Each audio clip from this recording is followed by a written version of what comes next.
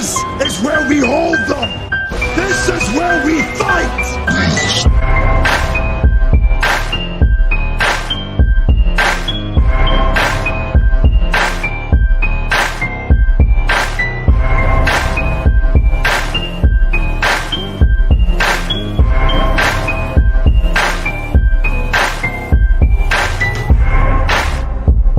You are now listening to Sweep the Rack podcast featuring Brooklyn Rob and Big Mike.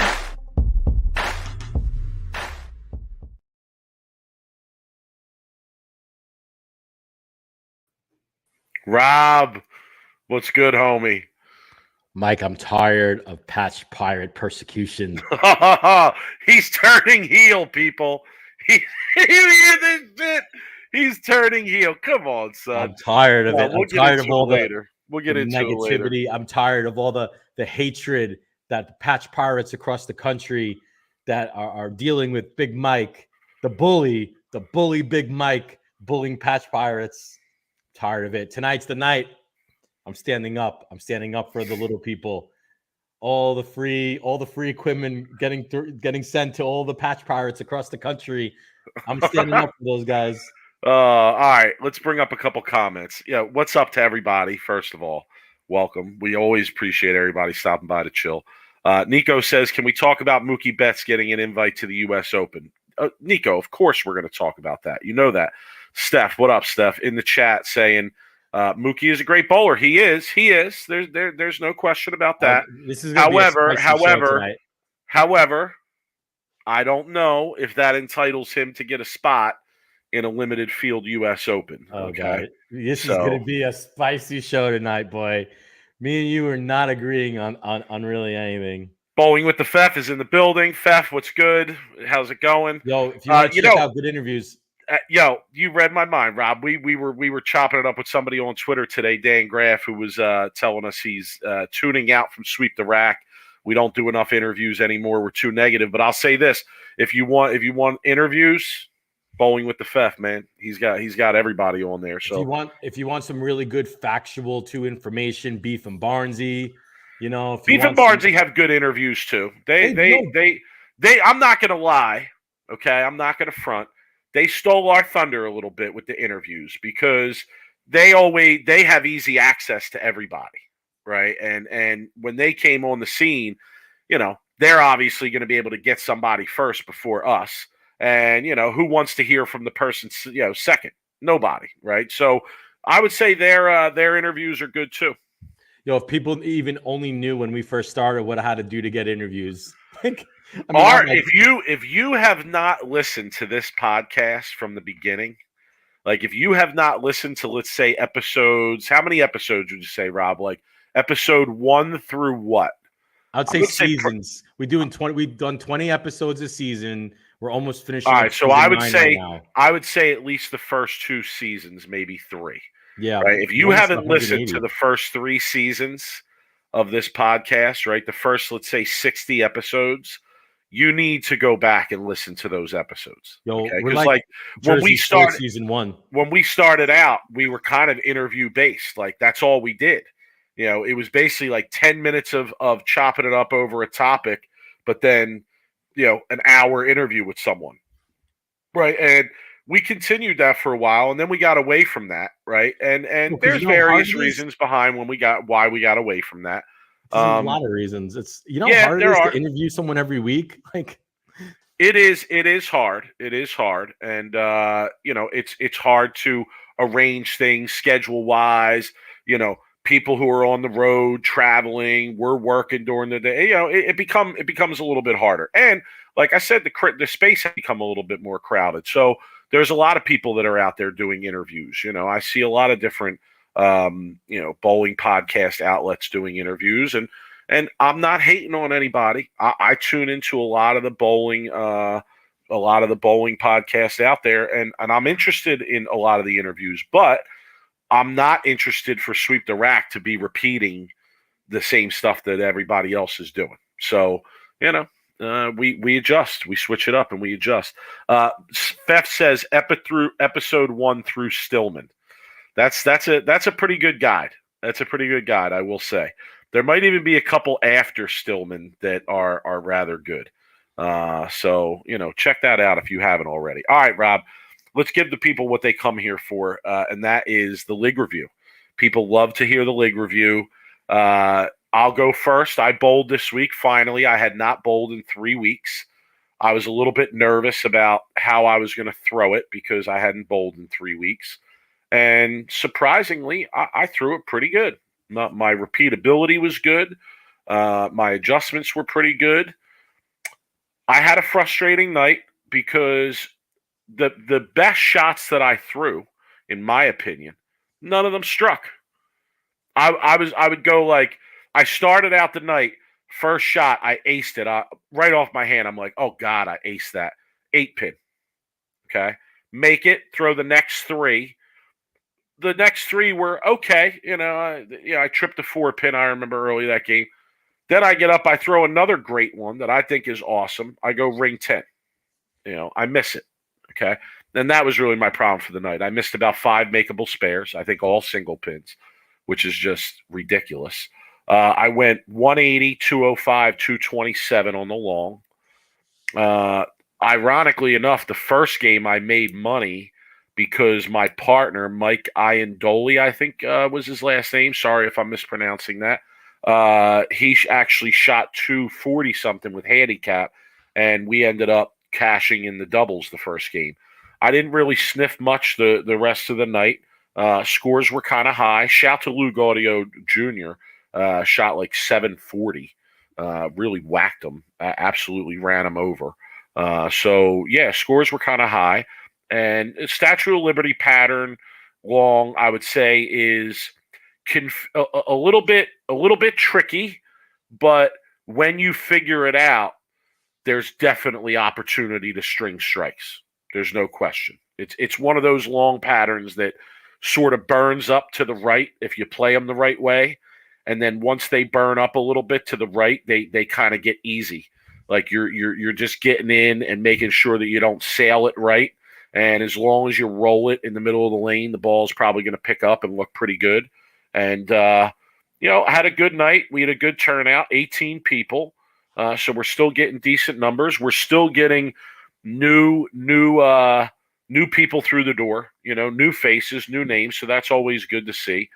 And I have to say, I think that the reason people have returned on a regular basis is because the format that we're running is rather fair in terms of the handicap and the percentages and what we're doing.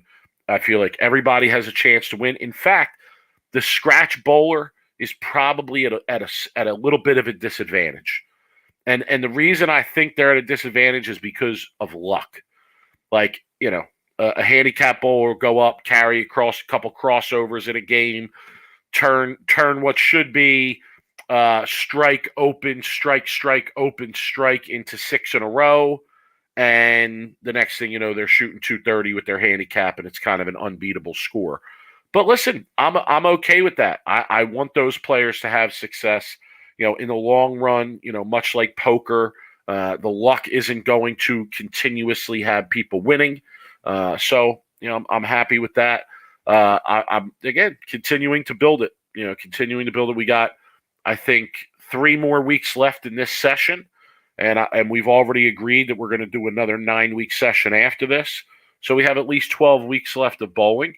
So that's good. Somebody in the chat, Kevin Weeks, is asking me, excuse me. Kevin Weeks is asking me how I attack Statue of Liberty. He's saying he just bowled on it. So in the center that we bowl in, and again, every center could be different, but in the center that we bowl in, I would say the characteristics of the surface is that they hook a pretty good amount.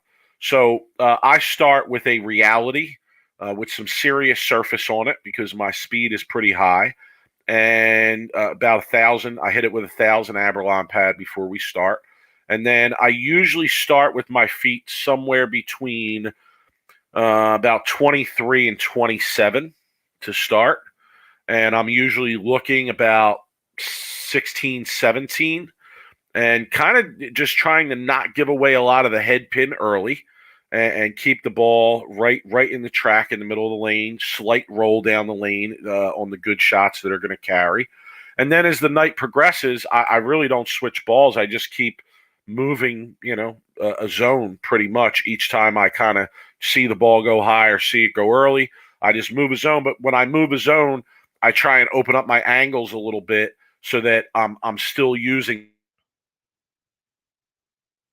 as opposed to kind of backing it up and trying to not give away a lot of the head pin, if that makes sense. But yeah, that's how I attack it. If they get really dry, I'll switch to the Zen, and I'll kind of keep my feet where they are with the reality and just switch to that Zen and use that has a little bit of a polished surface on it. But as I said, I find it to be a tricky but scoreable pattern. So that's my league report. I'm bowling this weekend, Rob. I'm bowling a competition this weekend. I'm bowling Greg Tack's tournament Sunday at Bristol. I didn't know if I was going to be able to bowl until yesterday because my daughter has soccer on Sundays and the event is Sunday, and I don't want to miss my daughter's soccer game. So soccer is early in the morning, and I'm going to go right from the soccer game to Bristol. And yeah, I'm going to bowl Greg Tack's event. It's at 1 o'clock. It's a 6-gamer. I know they'll be challenging, and all good. I'm not going to lie to you people. I have a great weekend planned. I really do.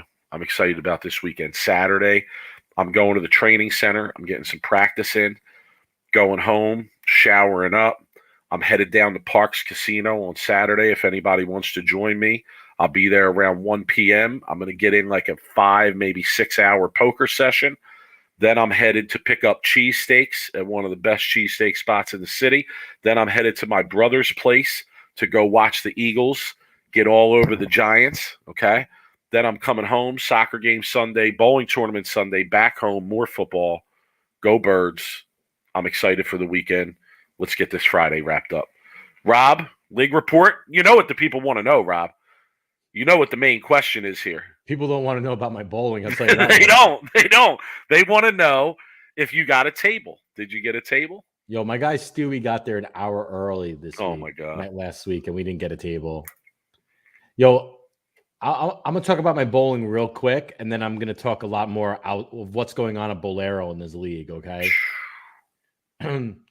Quick update, 685. I came in with a new ball this week. I if anybody's interested, I brought in a track a paradox that I barely use. I have like 5 games on it. Great ball, but I never really got a chance to use it.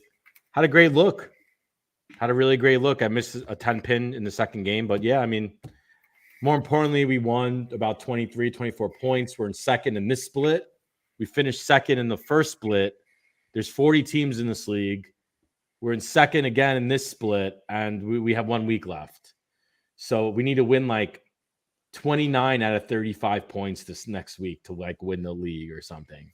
So, if I could dig down deep and shoot a 750 or an 800 this next week, this is like the week to do it. What does winning that portion get you? I don't know, money. Okay. I don't really know. Maybe I know some leagues do final. like, yeah, that's what I'm saying. Some leagues do like, no, you win a quarter, you bowl in a final at the end of the year or something of that nature. Yeah. I think it's a finals where they take the like 3 or 4 teams and they bowl like a finals or sweet. I don't know, to be honest with you. I'd like to find out though. So anyway, let me tell you about my Bolero experience. It's been really bad. I mean, obviously not having a table is really just awful. My guy Stewie shows up an hour early. The practice goes on at 6:15. He texts us at like 5 o'clock, and he's like, "Yeah, I'm here, but all tables are taken already." I'm like, "Are you serious, man? Like, this is crazy." So we get there. A couple guys on my team, they love, eating the food in the snack bar. They got really good boneless wings at Bolero. They do. I would agree. Chicken fingers, not boneless wings. They're chicken fingers. Call it what it is. They're out of them. They don't have them, right?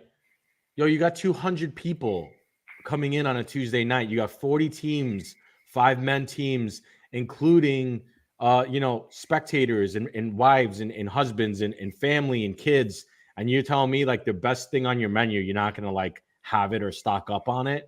Ridiculous. Okay. And yo, the floors are so dirty, bro. Like I I'm in this habit right before I bowl, like right before I get up on the approach, I get my hand and I wipe my shoe off, right? I mean, I do it every shot. Yo, by the time like the third game is over, yo, my hands are like black. Like literally, I go into the bathroom. I go straight into the bathroom. First thing I do, wash my hands. I triple soap it, right? Yo, I'm surprised the Bolero bathroom has soap. I know. I am. Dude, I got like black, like sludge coming off my hands by the time this game's over, bro. It's terrible. In Jersey, people are savage. They just rip the soap dispenser off the wall. They they pee all over the floor. It's ridiculous. But yeah, Bolero certainly doesn't have, in my opinion, one of those like bathroom check monitoring clipboards. You know what I'm saying? Yeah. Like how you go yeah. in some places and it's like, hey, when's the last time we checked the bathroom? If you went into Bolero one, it might be like a week. No, it's I can't explain it. It's like, come on, you got to take care of your league bowlers. I was just gonna say, it Have the seems to place me, clean. it seems to me that Bolero, slowly but surely, is becoming less and less concerned with the regular league bowler and what their experience is like and what's important to them, what matters to them. Okay, like for instance, working machines. Not having to deal with the same breakdowns week after week on the same lanes, on the same pairs. Snack bar being open, being open and well stocked. Doesn't get talked about a lot. You know what doesn't get talked about? Cleanliness of the center and the bathroom. Mike, the racks are so bad on some pairs, dude. I'm not even going that far. I am, because I feel like that's like being bougie. With the stuff that we're talking about. I mean, I'm talking about the cleanliness of the center, 100%. Not the racks. I mean, come on, Dude, but like, if I start re-racking on 10 on a pair, well, fuck, I'm gonna be there for 4 hours. So I don't re-rack when I get up. Even I'm on 4 or 5 in a row, whatever. Barely when I'm ever on 3, 4, 5 in a row there. But when I am, like, the rack comes up, like the 3 pin is in like the fucking 1.5 pin spot. And then I got to shoot it. And what happens? Of course, pocket 710, some bullshit. And then I almost lost my shit. Because the left lane, the rack was terrible. And I would go like 10 pin strike, flat 10, flat. Like, it's like, dude, like I can't and everybody, not just me, is having that problem with the rack. So look, man, you're right, though. The more the league goes on, the more I feel like Bolero is just there. You don't have have a clean bowling center, have your snack bar like stocked up, have tables for the people who want to buy food and drinks, which is probably where your most profit comes from in your business. And take care of your league bowlers, like make announcements for PBA and maybe a Bowl TV subscription. There's 200 people that are bowlers, Mike, and you're telling me Bolero is not going to use that for across their leagues, across all their bowling centers across the country, an opportunity to advertise product. The PBA, the championship tournament that they have going on, right? The Bowl TV subscription. The U.S. Open, right, is going to be here not here in a few weeks, but it's going to be on. Like, you would think you would use that as an open advertisement. Instead, they're throwing penny at you all over the fucking place. Like, it's just like, dude, use the advertising, social media marketing at your bowling centers, as well as your social media for actually like stuff that like the PBA is doing. I mean, it doesn't take you that hard. I can go on our rant about this shit, but now that I'm bowling in a Bolero center. Yeah, but to be honest, to be fair, do they really have are other bowling centers really pushing them to do the things that we're talking about? And I gotta say, that's gotta come from corporate, bro. No. It's got to come from the competition, because if your competition is providing an inferior product to what you are providing, you're probably going to win that competition. And let's be honest, even though Bolero's product to us, the league bowler, is not that good, Bolero's product overall, as compared to most privately owned centers that I know is a much nicer product. It Yeah. is, but Bolero doesn't give a shit about the competition because they have a strangled hold on the bowling industry when it comes to bowling centers. You really think McDonald's gives a shit what like a mom pop shop burger place is doing around the corner from them? That you think that McDonald's cares? Let's just use In-N-Out Burger, right? Which is insanely better than McDonald's, right? Burgers. Yeah, but You think they give a shit? to compare Bolero to those brands, I don't think McDonald's it's an apt in the comparison. industry, you don't think Bolero is No, the McDonald's of the bowl? McDonald's is an iconic name. But Bolero, Yeah. I'm talking about, has a stranglehold on the Oh, bowling. no. Listen, the point is not lost on me. I just don't think that the brand is as strong. Well, they're bowling. You know. They're bowlers. I hear you, but at some point, 25 years from now, maybe the Bolero brand is that strong. I hope and so. it doesn't matter, and no one cares, and et cetera, et cetera. I own stock in the company, so I hope it is. Yeah, someone just said in the chat, and I looked it up on my phone here, but I didn't see anything. Scott Saint 33, saying Riggs. No, he's saying more, 25% plus more of his stock. So is this in addition to what he reported last week, Scott? I didn't see anything on his Twitter. I went on his Twitter and looked. I didn't see anything. Anyway, I hear you though, Rob. Listen, I'm Derek in our shot says they make much more money from open bowlers. I mean, that's just a given. But let me tell you something though. As a business, the league bowler is a consistent customer on a weekly basis. They might not make as much margin from the league bowler, because they might be giving discounts on lineage and they give discounts on food at the snack bar, etc. But you're getting consistent 200 people every week on a Tuesday night. Why do you think they have 36-week leagues? It's literally because of the returning customer, as we like to call them in my industry. They're contract customers. You don't make as much money on a contract customer as you do on a spot customer, which is compared to an open bowler. But it is that open bowler you might see once a year. The league bowler you see 36 times a year, and then maybe a summer league. So you might see them another 10 weeks or 12 weeks. You need to take care of the league bowlers for a bowling center, honestly, in my opinion, to be successful. Unless you're maybe like a Lucky Strike, but you're not going to fill the bowling center. Only bowling leagues can fill a bowling center on a Thursday morning at 8 a.m. That's in my opinion. Yeah, you don't see open bowlers at 8 a.m. on a Thursday. This is like a repeat of what happened previously with Bolero when they first took over a lot of these centers. They almost ran a lot of their leagues and regular bowlers out through pricing and price increasing and various issues. I mean, the stories were all over the place. It was ridiculous. I experienced it firsthand with the high school league that my team bowled in. So this has been repeated before. And then they tried to get the league. They wanted the league business back. They wanted the regular bowlers back because I think they realized, we need that to sustain our bottom line. It contributes quite a bit. But yeah, listen, I hear you, Rob. I think in this issue you hit the nail on the head.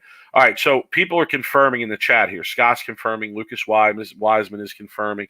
Steph sent me the article. Nico's referencing the article that Scott Shannon sold an additional 25% of his stock. What did that do? So another $8 million in stock. It didn't really, I read the beginning of Jeff's article. I didn't log in and read the whole thing, but yeah, it seems like it didn't really affect it very much. But from the wording in the article, it seems like you would expect it to negatively impact the stock, but it hasn't really impacted all that much. Yeah, it's actually went down a little bit because it was at 14 something a share, I believe. Now it's at about 13.75, which is still higher than what I bought in when they first went live, whatever. Yeah, again, I don't listen. We're not financial analysts here, so I can't really comment. Buy Bolero because it's going to have a monopoly over the industry in 5 or 10 years. Yeah, but I mean, in terms of commenting on what the meaning is behind that, or what the possible explanations could be for why he's selling that stock or what the implications are in that. Honestly, I don't even want to speculate. I don't even know enough to speculate on any of that. And we love to speculate around here. I bet you he can get a table when he bowls league at Bolero. Oh, probably. VIP, probably reserved. Absolutely. He's got the table and the whole settee area. Maybe I should talk to the manager and let him know that I'm from Sweep the Rack. Maybe I can get myself a reserve table. Cole would probably have put an end to it though if she was still whatever she was. Do you know who I am? I'm a bowling podcaster. Do you know who I am? Tom Shatter heard about Rob's crusade against Bolero over the tables and got scared. Exactly. It wouldn't surprise me if he listens to the show. Yo, Tom, if you listen to the show, get us some fucking tables so I could sit there and I could have myself a beer or a boneless wing. Literally. Don't make me bring a folding table there and have to go Bill's Mafia when I throw a 9 there, because I will. I'll throw myself through that table. Trust me, I almost put my foot through the ball return numerous times there. I told you last week I'll bring my own table. All right, Rob, we got some actual bowling stuff to talk about here. I can't even believe it. I can't even believe I'm gonna broach this topic again and bring it up again. It's like it just won't die. It won't die, no matter how many times you stab it. And it bleeds out on the ground. It's like a zombie that just keeps getting up and coming back at you. I mean, it's ridiculous. All right, but we have to talk about urethane yet again. And honestly, I have quite a bit to say here on this topic. And I'm going to start by saying that I don't think that I have to say, I think this issue is going to be alive going into the foreseeable future. This will not be the last time we talk about urethane. If you've been listening to the various conversations that have been going on about this, reading the various things that are out there, it definitely does not seem like this will be the last time that we're talking about urethane. So the reason originally that this issue was resurrected was because it was announced last week, and I love when we break news, Rob. I think I was the one to break this news to the general public that the PBA had instituted a rule change as it concerns to urethane, and basically the rule is that no urethane can be used on tour that was made after. That was August 1st, 2022. Before. No, yes, that was made before August 1st, 2022. Okay, so going back to last August. All right. The reason for this is because the USBC changed the specification rule, the manufacturing specification rule, right? And I think it's important to say in this discussion that as the USBC pertains to urethane, the only interest that the USBC has in terms of regulating the hardness or softness of urethane is through the manufacturing process, or after, evaluating the manufacturing process, right? So they changed their hardness rule and up to the point. Now all the manufacturers had to produce a harder ball, okay? Had to get that ball approved, and we read over Jeff Rickles' article on that last week, right? Resubmit the ball for approval. And now, with the combination of those things, the PBA is saying no balls can be used that were made after August 1st, 2022. So what that would mean is that there shouldn't be any balls that are below 73D hardness after the manufacturer testing from USBC. Okay? We're not done yet, though, because the rule also says that spot checks are available, that players can spot check a ball if they think it may be outside the bounds. And not only will they check the ball for hardness, but they will check it for any type of violation, okay, of the rules. Like, for instance, one rule is nothing can be protruding from the surface of the ball. Some guys like their inserts up a little bit in the hole. Technically, you're not allowed to do that. Technically, they have to be flat and flush with the hole. So the ball will be checked for everything. Okay. The rule also mentioned that if a player makes a challenge and is wrong, that there could be some sort of penalty assessed to that player who was wrong in that challenge. Okay. So Rob, I feel like we kind of laid out where things stand here, right? Thoughts? What section of this do you want to discuss, or what direction do you want to take the conversation in? My first like instinct of reading and hearing this story is that this is, and correct me if I'm wrong for the people, because I don't want to get my facts wrong here. This is only for the PBA national tour. This isn't for the regional tour, Right. just the PBA national tournaments. Right. To me, that's a little bit of an easier fix, because the PBA national players, most of them, if not all of them, have the ability to get free bowling balls, or have the ability to drill new urethane balls that are manufactured after 2020, 22, right? It would be really hard to enforce this or make this rule for the USBC as well as the regional tour, because not a lot of people have access to free bowling balls. And then people have to like drill. I would have to drill a new urethane ball. You would probably have to drill a new urethane ball. And, obviously, it just as normal bowlers, we might not have the ability to get a free urethane ball if you're an average league bowler. So this is a rule for the PBA National Tour. I don't think the PBA, I haven't heard really any kind of venting or complaining or anything really out of any of the national players in regards to this rule. I think it's a non-rule for them. They're just going to obviously do it, and they're going to drill new stuff. I think what's interesting is from the Beef and Barnesy show was there was a instinct or a kind of An insinuation. Insinuation or An speculation insinuation. or No, rumbling an insinuation. that they were thinking about banning urethane completely from the tour. Well, there was also talk, and I had this down in my notes for tonight. There was also talk, and Dr. Barnes said this himself, that there's another rule coming down the pike. He pretty much clearly stated that. And that whatever this next rule is going to be, and that's why I kind of alluded in the beginning of the conversation here to saying that I think for the foreseeable future we're going to be talking about this still, which I'm not happy about at all. Don't get the wrong impression. But Dr. Barnes had mentioned that there's some other rule coming down the pike that is going to go even further on this issue and clarify things in a more complete fashion. Because one of the questions that came up in my mind when I read this was, well, are we looking at a situation where every year urethane balls are going to be banned for the previous 2 years? Maybe. Right? Or are we looking at a situation where urethane balls can only be used for X amount of games before they have to be retired? Okay. Or tested again. Well, and I want to be clear, Lucas in the chat, fair point. I should have said this. The challenge rule is not a new rule. Okay. It's not a new rule. Players were always allowed to do that. I don't know about the penalty to the person who's wrong. I would assume that was part of the original rule.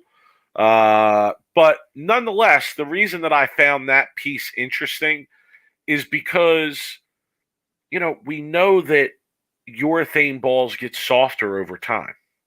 And if you've read the research out there, it seems like urethane balls start to get softer pretty quickly.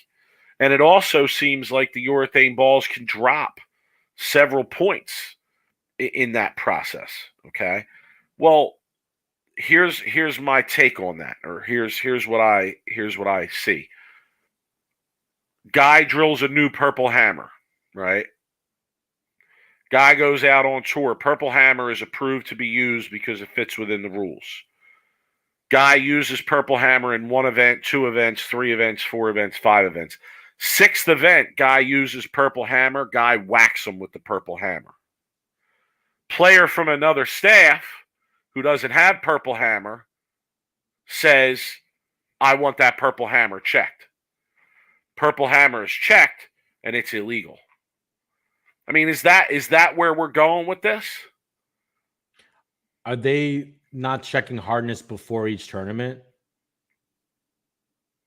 No, they're only checking it after the manufacturers determine it, right? They're only checking it if a player requests a spot check.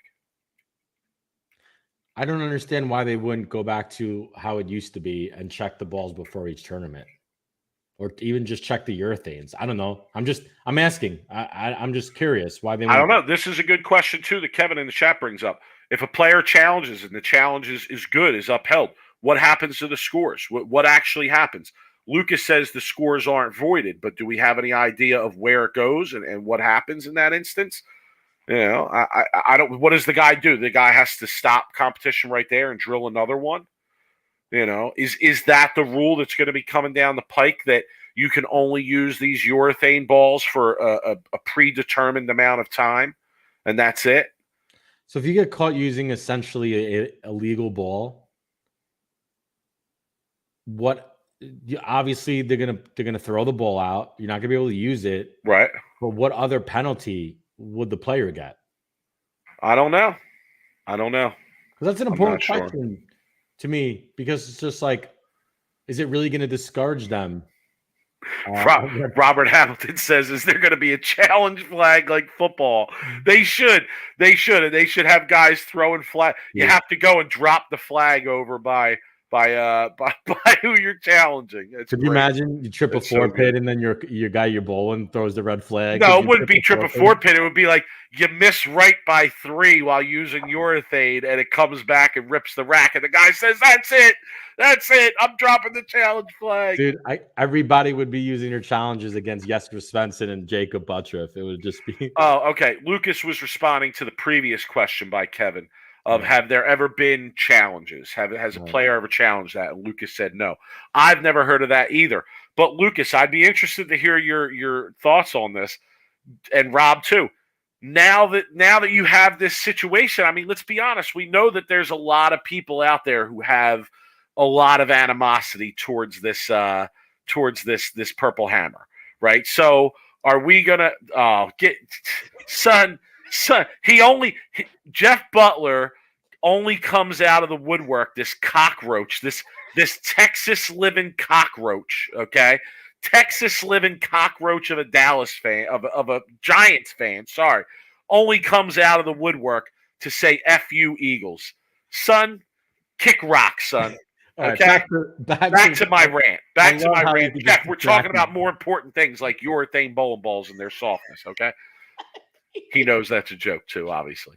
I totally forget what I was saying now. But are we going to see a situation? There's a lot of animosity towards this Purple Hammer, okay? Are we going to see a situation, Lucas? Are we going to see a situation, Rob, where there are going to be a lot of challenges, where guys are going to feel a certain way and are going to say, no, you know what? I'm challenging this. Not so much because they think someone's cheating, but because they think that ball has been used enough to test soft. So here's my question. When I challenge somebody, what are the logistics of that? So could I be bowling mid-match and challenge somebody? The challenge has to go to the players committee. Then it has to go to the tournament director. Okay. And the tournament director does the check from there. Now, how long does this take? I would imagine that this is something that would have to be done after a round of competition. Oh, so if I'm bowling a match and I'm losing and I need to take a break, I can't challenge it, and then they, let's just say Tom Clark comes out and they start testing the bowling ball mid-match. I'm thinking that, could get into someone's head. Obviously, like you could play some sport gamesmanship, as we call it here. But the interesting question is, what happens if it then tests illegal? Like, is that match null and void and the other player moves on? Does the winning player move on, even though they may have been using a ball that's under spec, but now they can't use that ball? I don't know. Let's see what Lucas says here. Lucas says, Sean Rass is an example of someone who challenged on this topic without formally challenging this.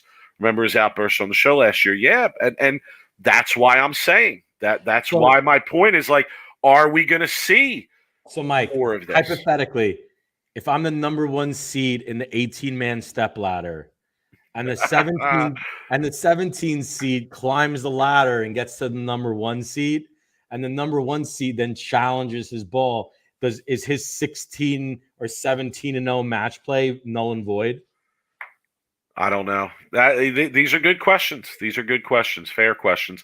And I again, I want to be clear that the main reason I'm saying that this might be a possibility in my eyes is because of what we know about the urethane balls and the effect on the softness of the urethane balls from a lot of factors, not just use, but temperature, cleaning the surface or not cleaning the surface. I mean, Rob, we did whole episodes on this, right, of all these factors. So I'm not getting into all the factors again. But listen, I'm not going to lie. I find this to be a very interesting wrinkle to this urethane thing. Very interesting wrinkle. But I want to comment. I just want to throw this out there, and I want to be very clear here. I'm not challenging Dr. Barnes here. I'm asking a question. Okay, I'm asking a question here. He said on that same episode of Beef and Barnesy that one of the main things that called attention to the Purple Hammer was the actual performance or look of the ball going down the lane. And a lot of guys felt like the ball was doing things that they had never seen a urethane ball do. And that sort of became the measuring stick for guys thinking that there might be something, outside the bounds with this ball. Right. I believe I understood what he was saying correctly on his last episode. If I didn't, I apologize. But here's my question, though. If that's true, if that's the case, like if guys are looking at the ball going down the lane and saying, oh, well, that ball looks like it's not right. Okay. Why aren't we asking the same question about a ball like the UC3? I'm just saying, like, I bowl a lot of events. I bowl on sports shit a lot. I see a lot of people use that ball, okay? And if there's any urethane ball out there that does things that I've never seen a urethane ball do or react in a way that I've never seen a urethane ball react, I would say it's more so that ball than it is the Purple Hammer. But correct me if I'm wrong, though. The UC3 is not a complete urethane ball. It's a mix. Is it? It is. Of what? It's like a mix. It's not a completely fully urethane ball. I could be wrong here, but my first gut instinct tells me the UC3 is not like you're fully like completely 100% urethane ball like a Purple Hammer is. Okay. All right. I'll give another example. On the other side. The Black Widow pink urethane. Right.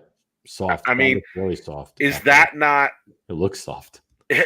That's what I'm saying. Like, is that not a greater eye opener than the Purple Hammer?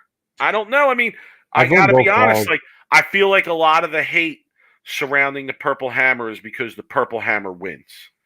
Because the Purple Hammer is a winning tool. You know? If it wasn't a winning tool, I don't feel like there'd be as much attention on it. Go ahead. I own both balls. I own a Pink Widow and I also own a Purple Hammer. And the Purple Hammer is just like night and day above or better than the Pink Widow, in my opinion. Just my bowling opinion. Bowling on shorter patterns, sport patterns. The Pink Widow is very, very unique when you can use it. It's very good. The Purple Hammer, you can use it across a lot of different patterns consistently. And it's obvious, right? Because it's not a coincidence that guys like Jacob Buttriff and other people who love urethane have like 8 or 10 of them because they're very flexible in how you could use them. You could use them on long patterns, short patterns. But again, is that because of the softness? Maybe. I mean, it's a unique ball. It's just, one of those kind of bowling balls that you really have it's a hard time explaining how good it is. It's just that good. Okay, we have a comment on the UC3 here. UC3 was marketed as Torethane. What the hell? Does not say it's a mix of urethane and resin, but most people very much claim the UC3 is not pure urethane. All right, I mean, then I stand corrected, I guess. Yeah. When it came out, I felt like it was marketed strictly as a urethane ball, and Steph commented earlier, like, I feel the same way. I've seen people hook the whole lane with that shit. So Where, like, I where don't are the know. Patch Pirates when you need them? Yeah, where are the? Not here. Not here, son. Maybe tonight Because because they hate this. They I'm hate this tired of show. Patch But Pirates. after word gets out about how you're turning heel, they're all going to be showing up. All right, are we done with the urethane Please, conversation for now? for the love of God, please. Let me say one last thing. Sure. The Purple Hammer is still going to win. The Purple Hammer is still going to be a great tool out there. And here's what I feel like. And this might carry the conversation on for a minute, but I'm going to throw this out there.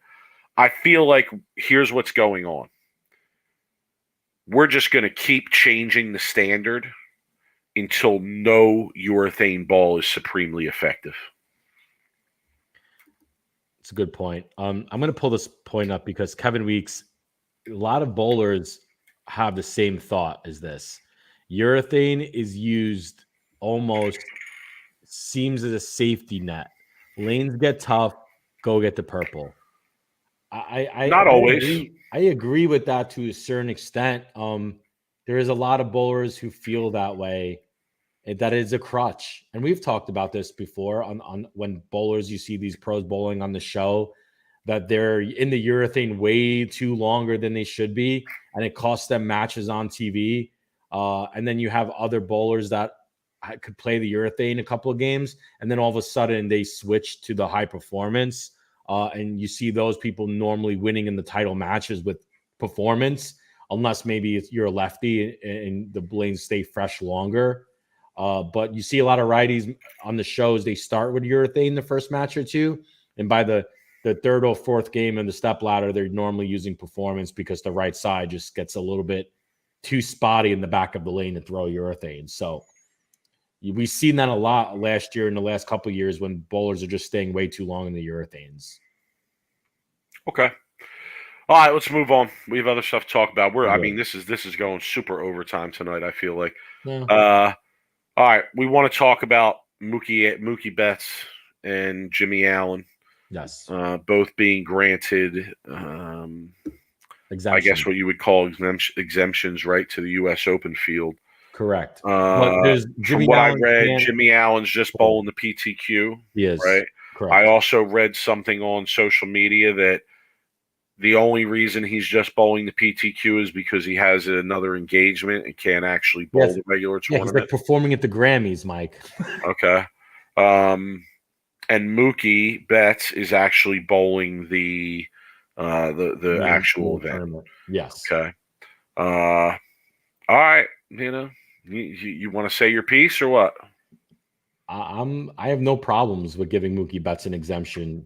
I know a lot of bowlers do for some reason. That he didn't earn it. He didn't, do all these bowl to get to that point. Dude, this is Mookie Betts, man. This guy is a superstar. He's not just an average Joe that's bowling. They didn't just give an exemption to some guy off the street. This is a guy that can move the needle in the sport of bowling. He could push the ratings, push the entertainment. I mean, this guy is what bowling needs. If you want to give the guy an exemption to bowl the U.S. Open so you can get some media and some advertising, if he bowls good, imagine if Mookie makes the top 24. Think about all the press that would get across the whole country. All the main media sport outlets would pick it up. People who think it's bad for bowling, which is, I think, I would love to hear your point around that. Shep in the chat saying Jimmy just entered the PTQ. He doesn't need an exemption. But Shep, there was like a ridiculous waiting list just for the PTQ, and he got on, skipping the waiting list. Okay, so that's what I'm referring to there. This guy's a world-known country singer. If he's another one, if he made it into the top 24 by chance. Yeah, but what is it really gonna get us, Rob? What do you mean get us? Like what's the end goal of having these guys bowl? Like it's gonna get us what a 30-second exposure spot on some sports channels? No, not just some sports channels. The main sports channels. And it'll be 30 seconds. And all they'll report on is the person that is meaningful here, okay? it's not really going to do anything for bowling itself. It's not going to do anything for professional bowling. Okay. You don't know that though. You don't know what sponsors I might do know that. jump I do on know if that because you don't think sponsorships would maybe look at bowling a little bit more closer if Mookie Betts was involved in the highest level of bowling? what? Because he occasionally bowls a pro tournament? Not No, really. what if he ends up bowling really well and he ends up bowling you're able to you post it on social media, you get advertising, you get eyes on a sport that needs eyes desperately from sponsorships and ratings.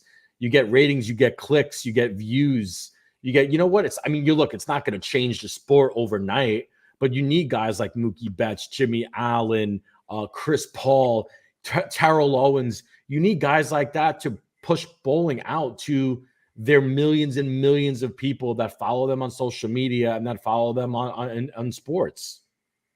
I don't know. I mean, I'll just have to agree to disagree with you on this. Like, I don't see that and I don't see that the impact just from them bowling an occasional event is going to be there.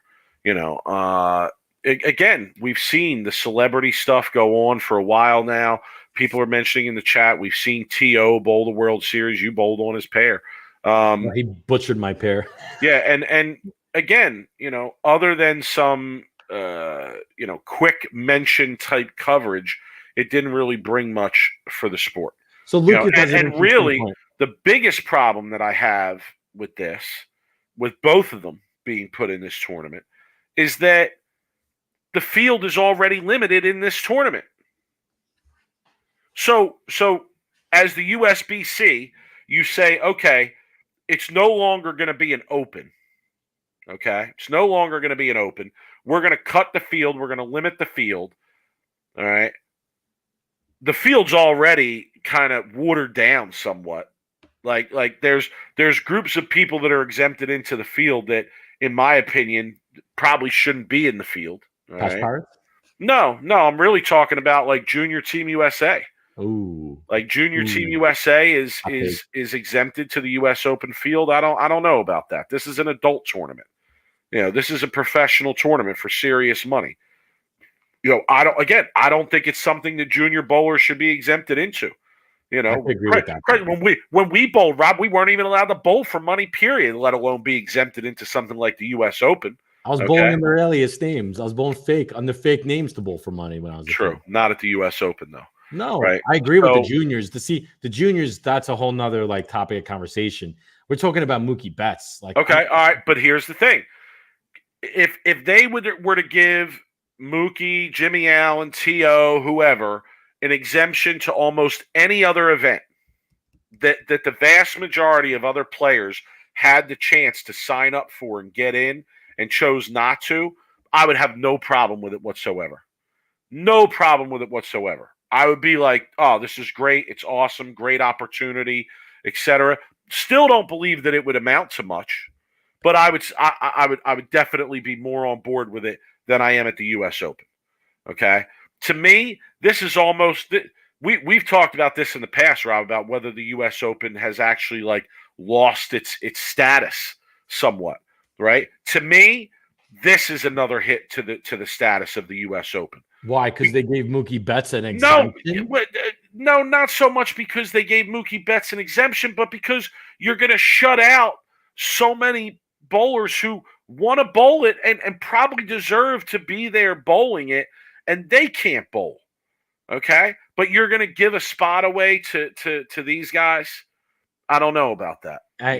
You're missing the point. It's not just any guys. This is guys that could, you know what? It might be a blip on the radar. What I think Lucas said in the chat, it might, only move the needle a little bit. But if there's a chance that it can help the sport from one person getting an exemption or two people, then I don't see the hurt in it, honestly. And I don't want to hear, oh, well, they're knocking a guy out that should be bowling or whatnot. You know what? Like, those guys should have signed up earlier. Okay. They should have signed up earlier. They really wanted to bowl. They're not allowed to bowl. Even if they wanted to bowl, they're not allowed to sign up. You're forgetting that, right? that Well, yeah, they could, but that filled up. They gave Jimmy Allen a spot to bowl in it. But they There's didn't other knock guys anybody. who were on the waiting list who aren't going to get to bowl it. So I don't. okay, so let me ask you. So you don't like the fact that they got preferential treatment, that Jimmy Allen was able to get a spot on the PTQ? I don't like that they got preferential treatment in an event where you're already shutting out people who legitimately deserve and want to bowl. That's what I'm saying.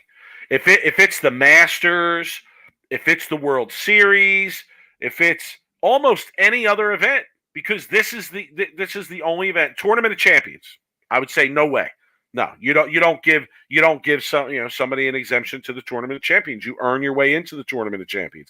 But again, another tournament that's been watered down over the years with, we're going to include regional champions. We're going to include these guys. And I get it. But here's what I'm saying. My beef is not so much with them getting an exemption. It's with the fact that they're getting an exemption in a tournament that's already a limited field. Like, if we have a limited field, I want the best of the best there. If there's 130 players in that field, I want the best damn 130 players in the world to be there to see who's going to win the U.S. Open. And if we only have 129 of the best players there plus Mookie Betts, I'm sorry, that's not good enough for me. See, this is funny because this is how me and you look at bowling differently. You look at bowling as an integrity and how they have to keep it honest, and all the great best players need to be there. And this is why I look at it differently. I look at it, the PBA they look at it as a business. Okay. And guess what? In business, in the corporate world, life ain't fair. Tough shit. If I'm a business owner and I want Mookie Betts bowling my bowling, then let him bowl. I don't. If it's going to get me social media clicks, it's going to get me some maybe media exposure from news outlets in the area as well as mainstream media across the country. Then tough shit. I don't care. Kick that guy out. Let Mookie Betts bowl because it's a business, and sometimes they need to make money and they need to make advertising and sponsors. And guess what? Sometimes it's just life ain't fair.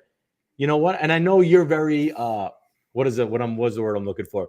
Everything needs to be fair on the same playing field. I get it. I understand that part of it, and I love you for it.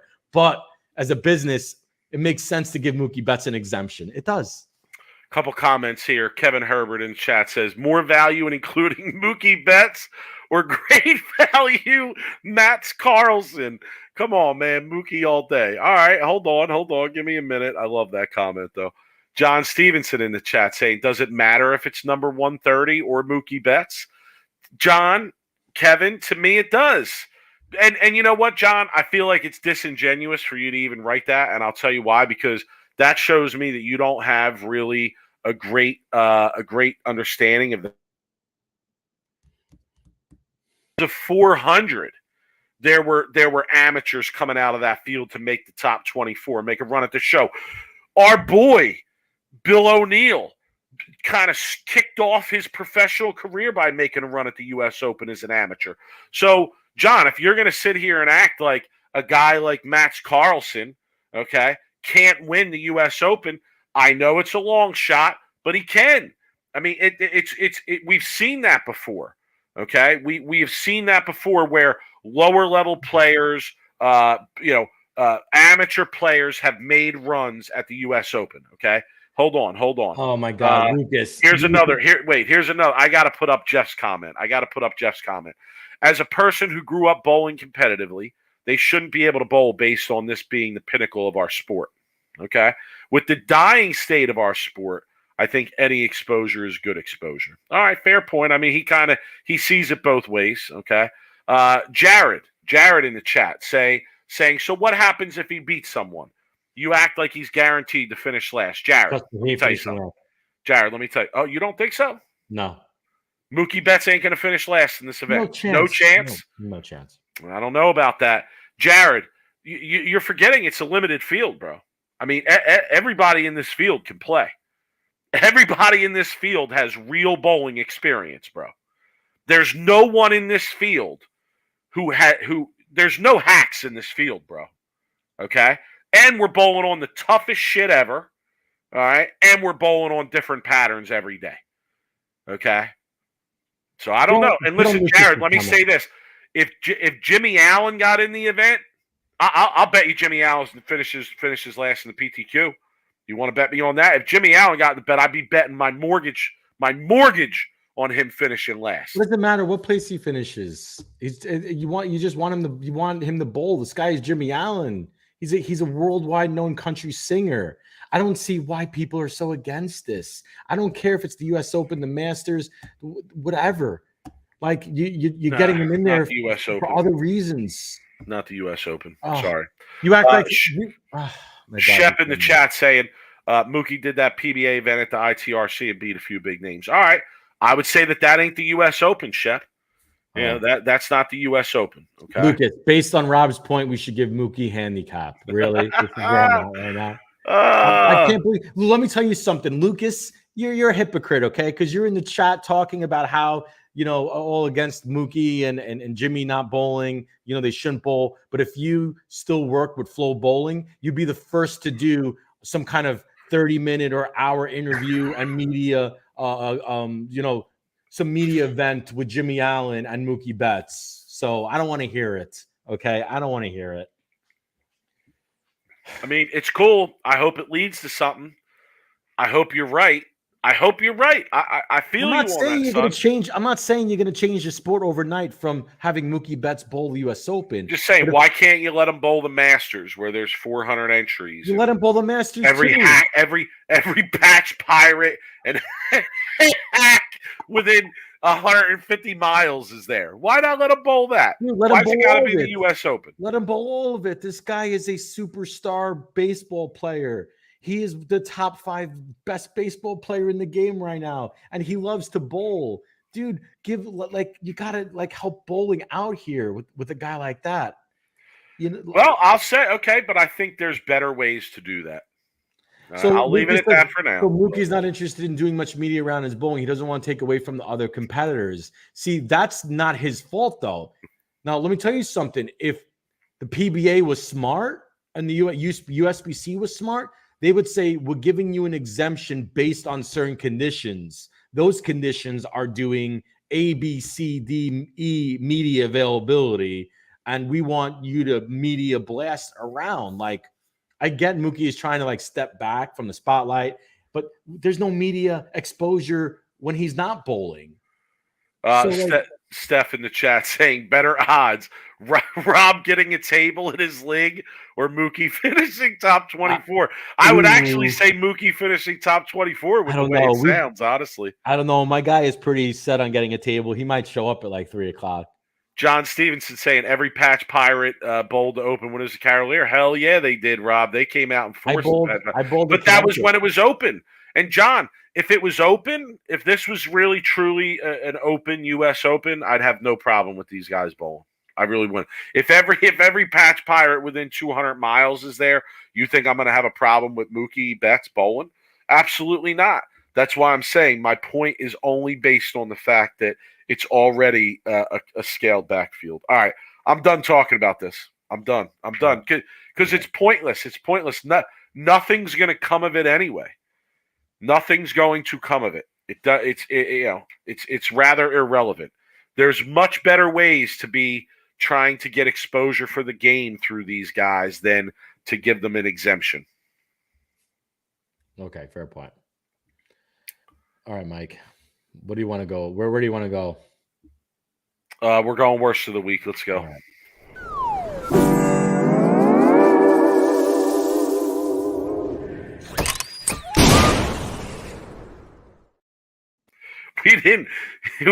We took so long talking about everything else. We didn't even have our patch pirate conversation. We didn't even get into it. So I guess it's going to have to wait until next week. Might have to wait for 2 weeks because we might not have a show next week. Why not? Jeff's asking how many in the field. I think it's between. Honestly, I don't know the exact number, but I think it's around 130. Okay. All right, maybe there's an opportunity for us to talk about the patch pirates here because, as usual, as I like to do, I have some patch piracy to. I have some patch. I'm tired of this patch pirate persecution. But I got to say, my patch piracy. Hold on, you got to give me a second. Lucas, everyone's pissed that we're not going to go into the patch pirates. Just tell me worst of the week. And no, we're gonna get into it. I'm gonna give Rob the opportunity to get into it here. Hold on. Let me see. All right, so my worst of the week this week is also pissed. Everyone's pissed. The worst of the week this week. My worst of the week this week is based off of a something that Belmo sent out on his Instagram feed, earlier today in his Instagram story. And he sent out a ball video, He sent out a ball video by some guy. And I have to say, the ball video is rather well done. The editing on the ball video is probably some of the best editing that I've seen in these Patch Pirate ball editing videos.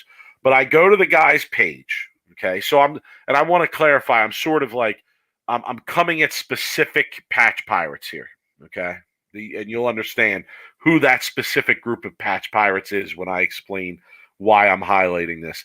I go to the page, I click on the guy's video, and then I go to his page just to check out his page. And the name of the page, you ready for this? The name of his Instagram account is John Struckman Pro Bowler. I know John Struckman. Okay? Yeah. John Struckman Pro Bowler. Now, Rob, who follows more bowling than me? Maybe Nico. Okay, right. I'm in the 99th percentile of people who watch bowling and follow bowling in the world. Okay, sure. Yeah, I agree with that. And I've never heard of this guy in my life. Never seen his name. Never noticed him at anything. Never ever have seen anything that would bring me to know John Struckman, but John Struckman has John Struckman Pro Bowler as his Instagram handle, What is going on, people? It's not a fake name. What is going on? People in the chat are like, it's not fake. This is not fake. This is not fake. This is not a burner account. You can go check it out. You can go check it out if you want right now. I can't stress it enough. He bowled in my area where I lived for 10 years. It looks like he might own a pro shop or be closely affiliated with a pro shop called the Professional Approach. I think so. Okay. I think so. I think that's right. John Struckman Pro Bowler is his name on Instagram. Yeah. Associated with a pro shop, the Professional Approach. Never have recognized the guy in a pro bowling event. He's a resident pro, Mike. Okay. He's the resident pro. Of what? Of the local area. Yeah, who made him that? Who gave him that title? Himself. Yeah. Oh, I'm sure. So yeah, I know. I had to go on his page and I had to peruse a little bit. Okay. And I noticed that he bowled team trials. Okay. So the first thing I did is I went and I checked the standings for team trials. Did you go dumpster diving? Did you start from the bottom? Of course I did. I went right to the bottom of the standings, and I went right up from the bottom. And he wasn't far from the bottom. He was actually the second. He was actually the second lowest pro person that was listed as a pro. He was listed as a pro at team trials. Okay, he was the second lowest person to be listed as pro at team trials. I want to share a couple of his posts from the week at team trials. He says, Team USA trials, day one, worst 6-game block of my career. Worst 6-game block of my career, son. That's the first post from team trials. Okay? Worst 6-game block of my career. Okay? I go to another post from team trials. Day 2, much better today. Dug deep and channeled Vintage Struckman. Rolled the supernova most of the day and then the fate towards the end to clear the front part of the lane. Ended minus 55 for the block. Minus 55? Come on, son. Come on, okay? Oh. Day three. Did okay. Highlight of the block was a 231 game. Thank you, someone, for sticking around to help me a few games. Minus 125 for the block. Okay. Day four could have been better. Could have been better. Yeah. This pattern required most right-handers to get left with steep angles and really shape the lane. We'll work on this. Lots of splits today. Highlight of the day on splits was that I spared the Greek church. Minus 191 for the block. How long are these blocks? 15 games? Yo, by this point, I would be stop posting on social media. By day 2, I would have been in stop posting on social media by then. Last post, day 5. Okay. He kind of wraps up the week. There's more. He kind of wraps up the week. There's more. He says, overall, this week was challenging, but an exciting learning experience as a bowler. This was my first long duration tournament bowling one-handed in quite some time, other than a recent PBA regional. Then John, my guy, seriously, why do you have professional bowler in your handle, bro? Okay? And Rob, this brings me to my greater point if you want to have this conversation and this argument about patch pirates, okay? Listen, Rob got me started today by pushing my buttons on Twitter, okay? Let me explain to all you people, honestly, where we're at in the bowling community, okay? We are so desperate for people in the bowling community, for anyone who wants to take a high level of interest in the game, okay? For anyone that wants to have some level of passion for the game. We're so desperate for anyone, okay, that we will take anyone. We'll take everyone. It doesn't matter. And we will validate these people. We will validate these people as official and as real, when in reality, we should really be calling them out. We should really be calling them out for presenting themselves as something that they're really not. Okay? There are so many good, invested, passionate, accomplished, knowledgeable bowlers who have left the bowling community over the years. Rob, yes or no?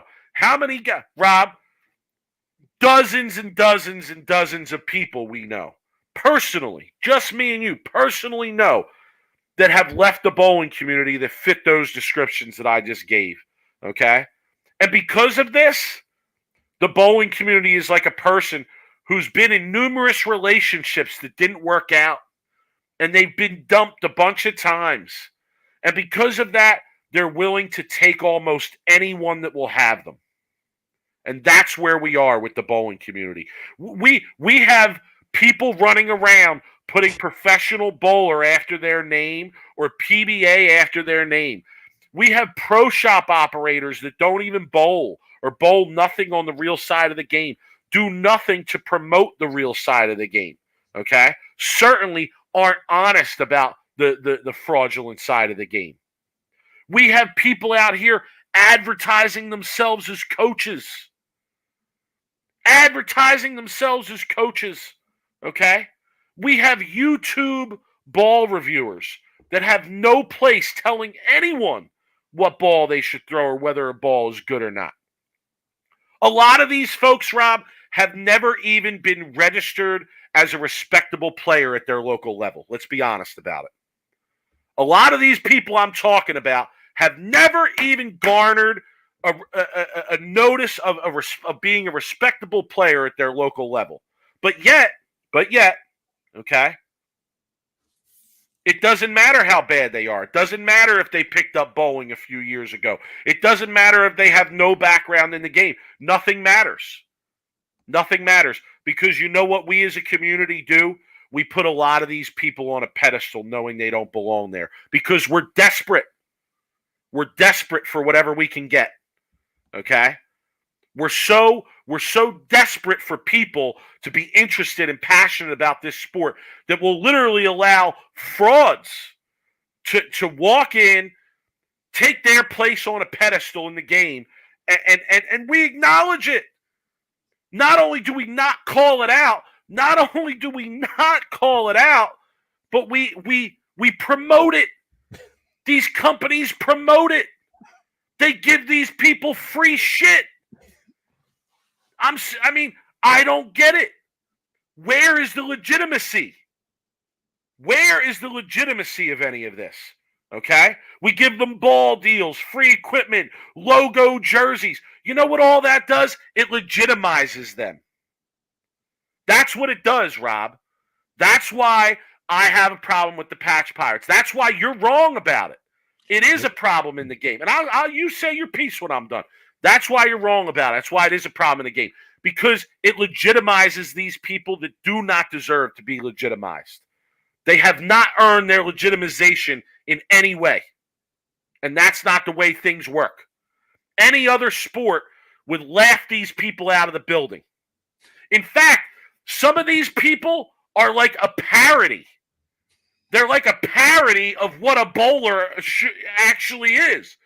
And instead of calling them a parody, we put them on a pedestal. And we give them free shit. And we act like people should listen to them when it comes to what ball they should buy or what ball they should use. Save that shit.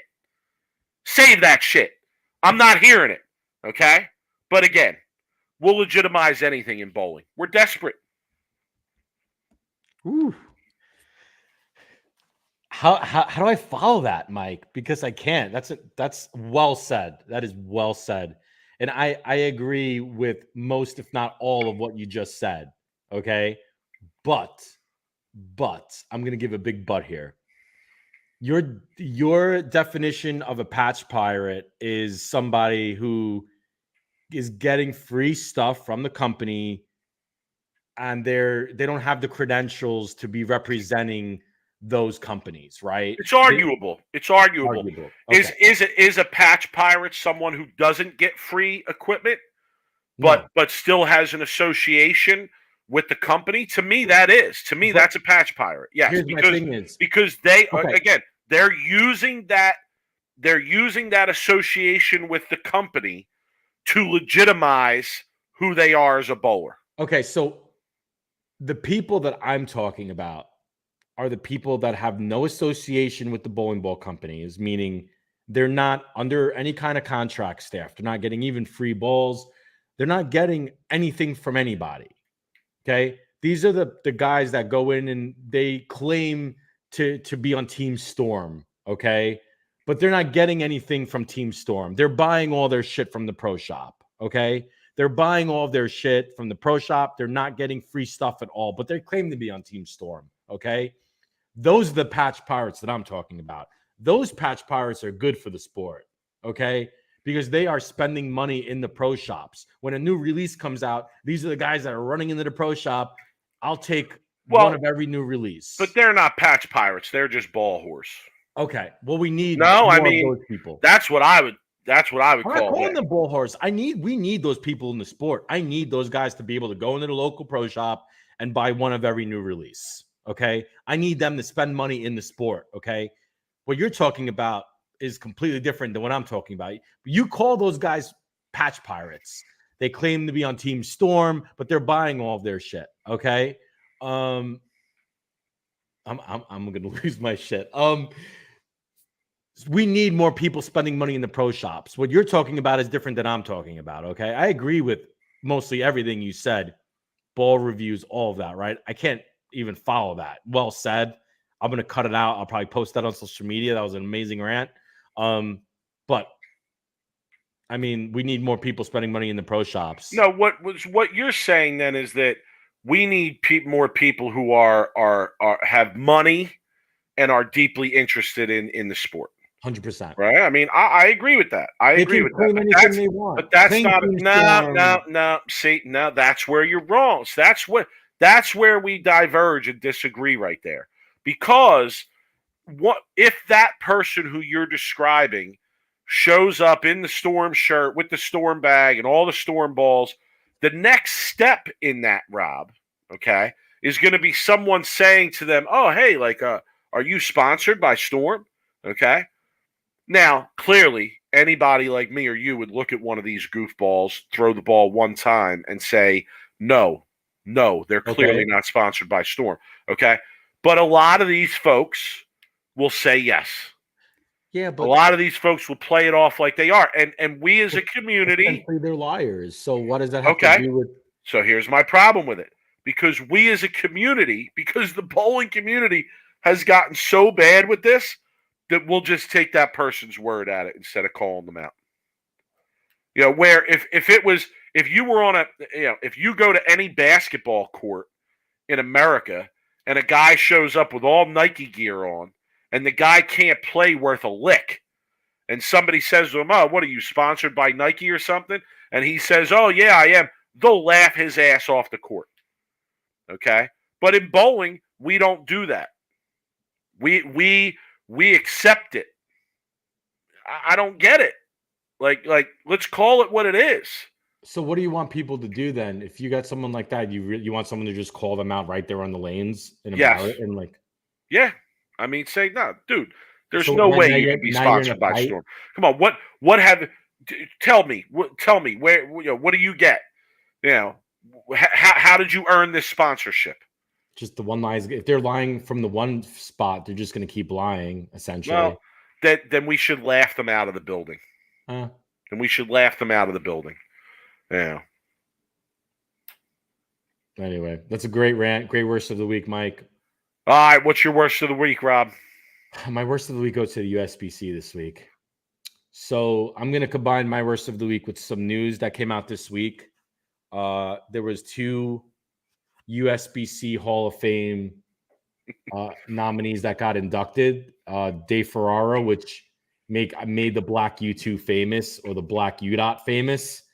It's the same Dave Ferraro that I'm thinking of. The guy was, man, that guy could throw a ball. And a personal friend of mine, Deandra Spady, and so happy for Deandra. Deserves it. Well earned.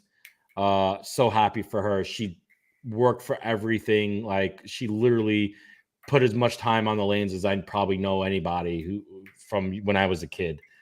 So shouts to Deandra.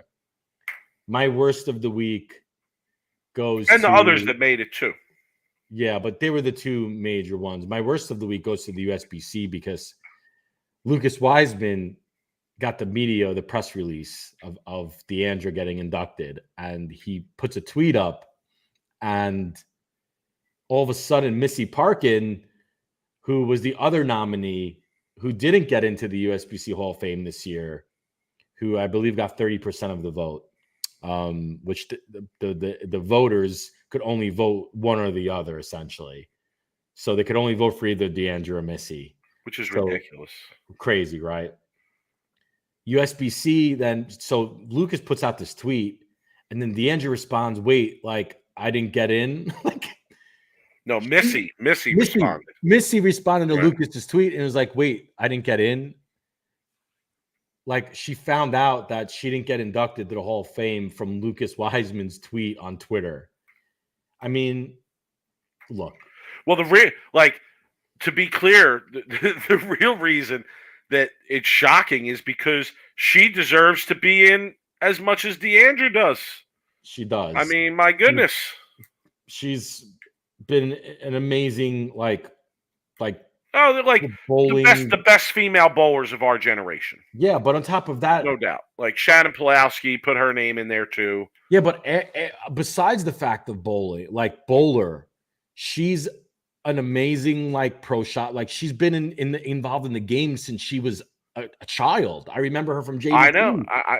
I'm saying, like, ultra deserving.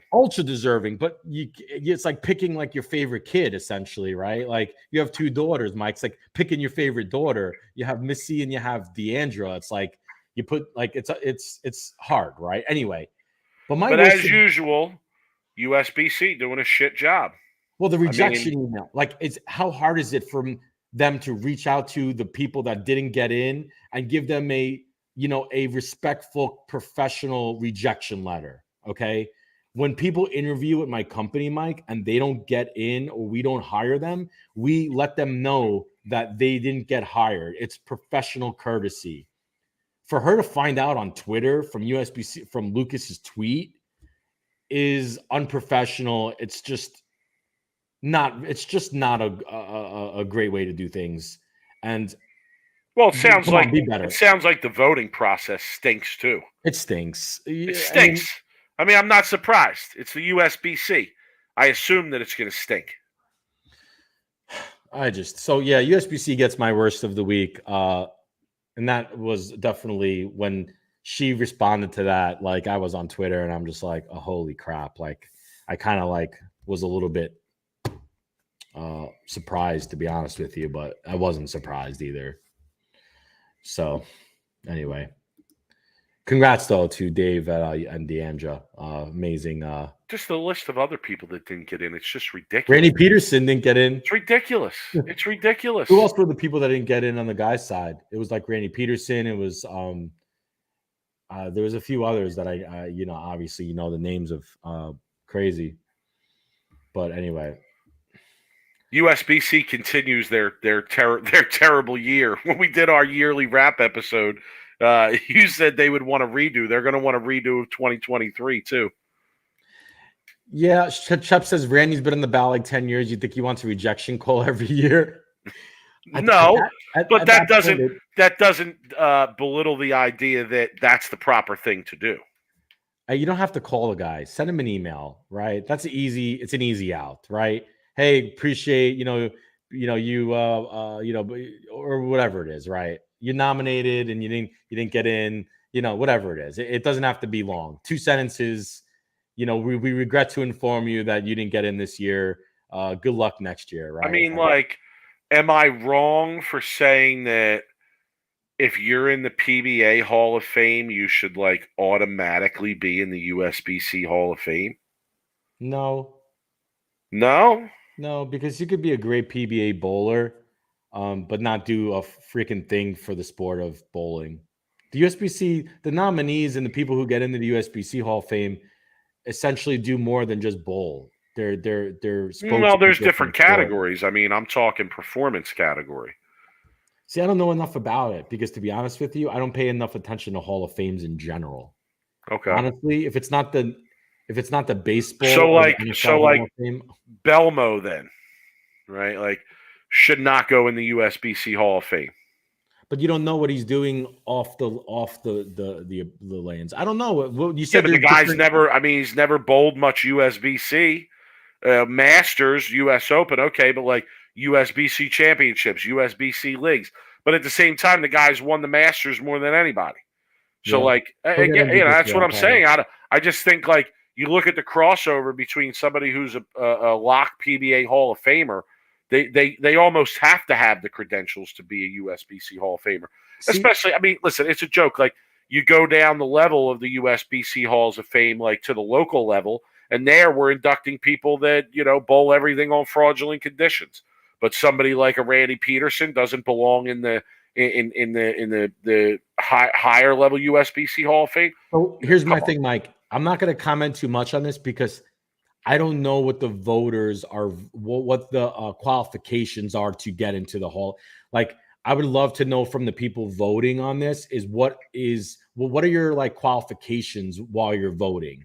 Is it based on bowling performance? Is it based on how you performed at the Open and the Masters? Is it performed on how many eagles you have from the US Open Championships? Or is it also is it stuff that you've, volunteered for, USBC, you've been a big spokesperson in your community for bowling, right? You've done more than just bowl, right? You've held clinics, you've done different things. I don't know that, right? I would have to understand the qualifications before I made judgment on who should be in and who shouldn't be in, right? PBA is easy, right? 10 titles, you're probably getting in, right? It's probably a given once you get to 10 titles. But the USBC, I don't know. I could be someone. I would love to know, that. So Lucas is one of the guys who votes. We received a sheet listing their on-lane stats. The vote is based on performance. There you go. Belmo shoe-in, right? Now, Lucas, does someone like Matt McNeil, is he a shoo-in for the USBC Hall of Fame because of all of his Eagles? Or is it, professional and like Masters in USBC performance? Does Eagles count? I think Eagles count too, I would imagine, right? Lucas, we should have brought on Lucas for the show. Hall of Fame. Any bowling Hall of Fame that doesn't elect people like Brian Goebel, Wes Malott, Randy Peterson, and Mike Scroggins is illegitimate. I'm sorry. Yeah, I was looking forward to the party at Scroggy's. I'll be honest with you, for the Hall of Fame. But anyway, all right. Enough about the Hall of Fame. I'm good. Yeah, there's different categories. I'm aware. There's different categories. You can get elected for various different things. I don't pay attention to Hall of Fame. I'm just happy DeAndre's going. All right, let's wrap it up.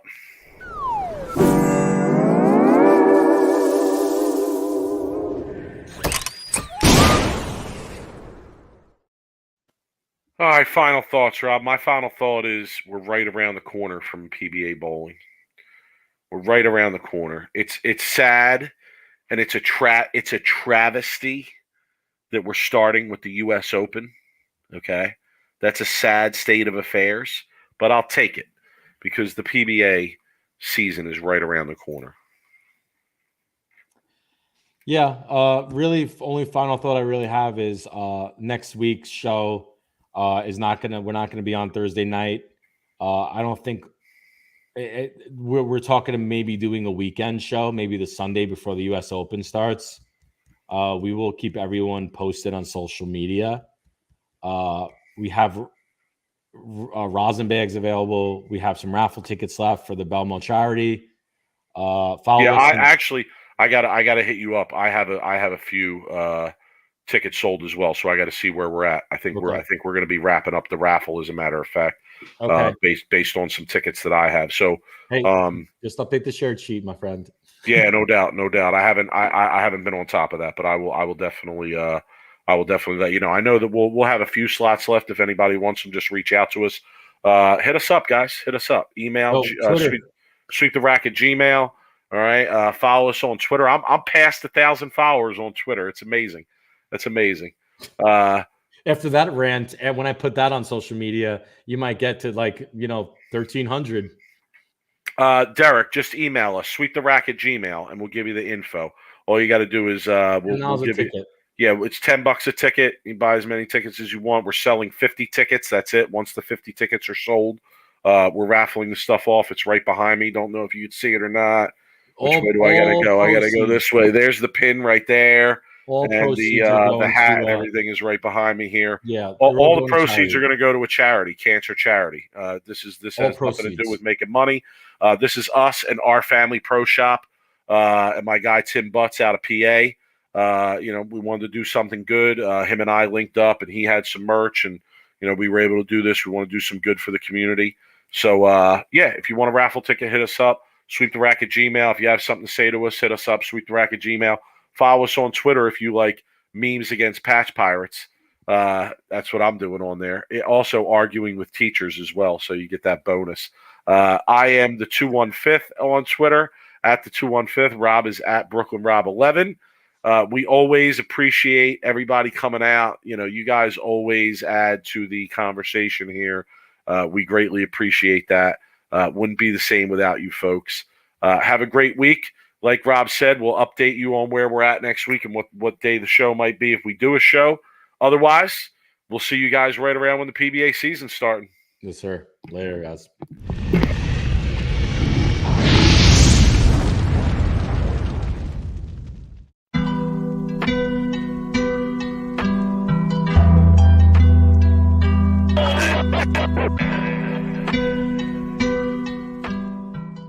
You are now listening to Sweep the Rack podcast featuring Brooklyn Rob and Big Mike.